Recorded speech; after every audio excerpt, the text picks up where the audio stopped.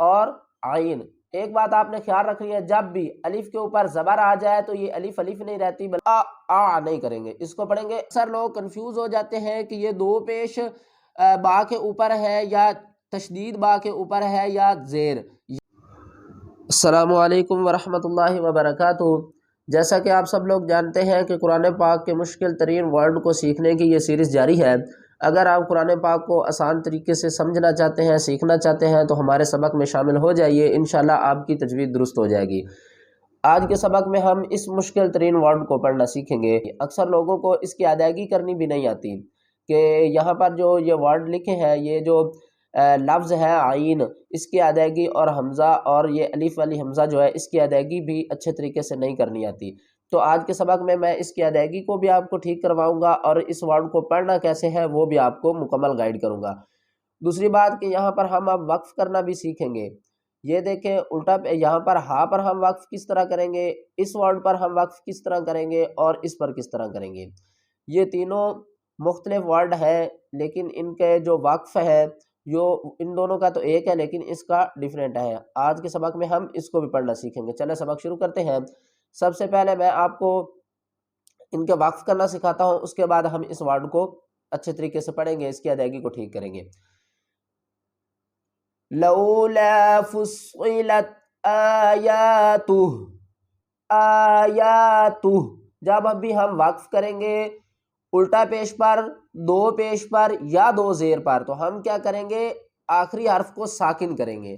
کیا کریں گے، جو آخری حرف ہوگا اس کو ہم ساکن پڑھیں گے۔ کس طرح ساکن پڑھیں گے، الٹا پیش کو ڈراپ کر دیں گے، تا کو ہم ہا سے ملائیں گے، ہا کو ساکن کر دیں گے۔ کیسے، لولا فصلت آیاتہ، آیاتہ۔ آگے دیکھیں، ہدی وشفاء، ہدی وشفاء۔ دیکھیں اب ہم نے کیا کیا، حمزہ کو ساکن کر دیا، دو پیش کو بھی ڈراپ کر دیا، ہدی وشفاء۔ آگے اس کا مختلف ہے، کیوں، جب بھی دو زبر کے آگے کہیں الف آتا ہے کہیں پر یا، یہاں دیکھیں تو دو زبر کے بعد یا آ رہا ہے، الف آ رہا ہے، تو یہاں پر یا آ رہا ہے۔ جب بھی ہم وقف کی صورت میں آخری حرف کو دو زبر میں ساکن نہیں پڑھیں گے بلکہ ایک زبر کو ڈراپ کر دیں گے اور دوسری زبر کو الف کے ساتھ پڑھیں گے۔ کس طرح، وَهُوَ عَلَيْهِمْ عَمًى، عَمًى، ایک زبر کو ڈراپ کر دیا، یا کو بھی نہیں پڑھیں گے اور دوسری زبر کے ساتھ الف کو لگا دیں گے، وَهُوَ عَلَيْهِمْ عَمًى۔ وقف کی سمجھ آ گئی ہوگی آپ کو۔ اب ہم اس ورڈ کو اچھی طریقے سے پڑھنا سیکھتے ہیں، اس کی ادائیگی کو ٹھیک کرتے ہیں۔ یہاں پر اب دیکھیں یہ تین حرف ہیں، یہ تینوں ہی حروف ہلکی ہیں، حمزہ، حمزہ اور عین۔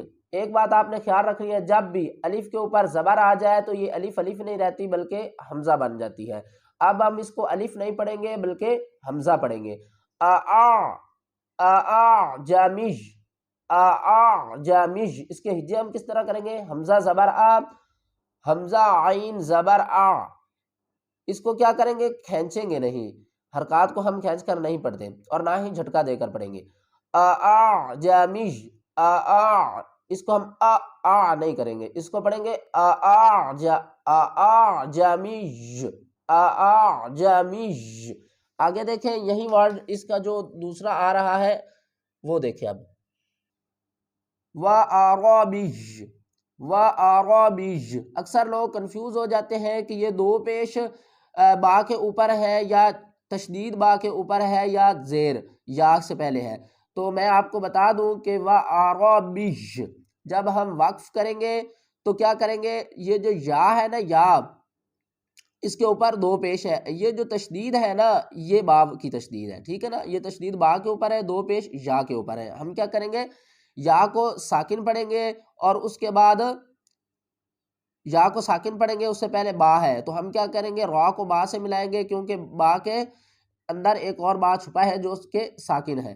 وَعَرَبِجْ، با کی زیر کو ہم پھر یا سے ملائیں گے، وَعَرَبِجْ، اعجمِجْ وَعَرَبِجْ۔ اگر آپ قرآن پاک کو آسان تجوید کے ساتھ سیکھنا چاہتے ہیں تو ہمارے سبق میں شامل ہو جائیے، انشاءاللہ آپ کی تجوید درست ہو جائے گی۔